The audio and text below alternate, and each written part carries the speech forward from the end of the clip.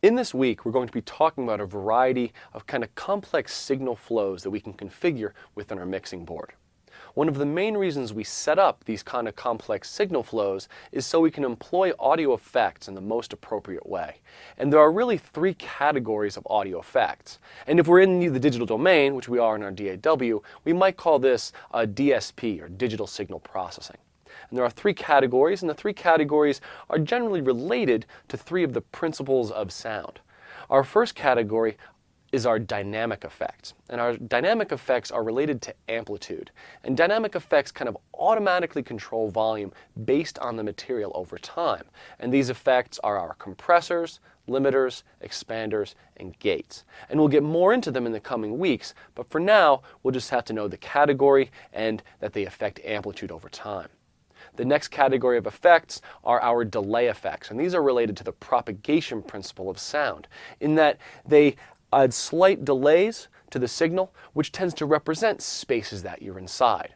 And these effects are your reverbs, your delays, phasers, flangers, and choruses are all delay effects, and they really give us a sense of the space. So if you want to give the listener the sense that this was recorded in a large room or a small room, you would turn to a delay effect to give that impression.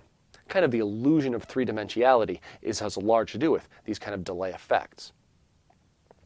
And then finally, we have our filter effects, and these control the timbre of the sound. So anytime I say cut the highs or boost the lows, they're going to be some kind of filter effect. So when you're talking about your pass filters like high pass, low pass, and band pass, your EQs like your parametric filters or graphic equalizers, these are going to be the filter effects.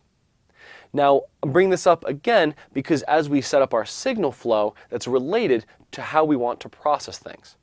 If I want to process all my drums as a single unit, I'll have to make a submix in my mixing board. I'll route all my different drum tracks to a single track that I can then process as a unit. And by using only one plug-in or EQ on that, or compressor on that one track, I save a lot of processing. I don't need 5 of them for the 5 drum tracks. I can use one in the submix. Similar from adding reverb, but I might use a send and return structure for reverb, so I can apply the same reverb to multiple tracks, but in different amounts. So we're going to look at those two types of signal flow now, and just recognize that they're associated with these categories of effects. In later weeks, we'll get into the specifics of those effects and how to use them effectively in a mix.